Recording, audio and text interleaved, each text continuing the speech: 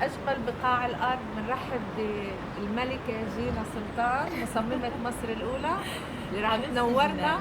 وتكون ضيفة شرف مهرجان الخليجي الإماراتي الدولي للموضة والإبداع برعاية وحضور سعادة الشيخة الدكتورة هند بنت عبد العزيز القاسمي ووفد كبير من الشخصيات الفي اي بي اللي راح جاءت خصيصا لحتى تحضر جينا سلطان معنا اليوم. حبيبتي يا جنان، بجد انا سعيده جدا جدا اني هنا في المغرب.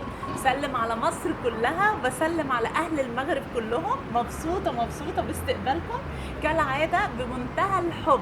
اجمل مهرجان ان شاء الله. الدوره دي بتكون الاولى وانا سعيده ان انا بشارك فيه، وان شاء الله هيكون في دورات كتيره جدا ناجحه. مبسوطه بالمكان جدا جدا. المكان روعه روعه والتنظيم روعه روعه. بقول لكل الدنيا يا رب ان شاء الله بالنجاح. النهارده يوم المهرجان، النهارده اول يوم عرض، وان شاء الله هتكون حاجه مشرفه جدا.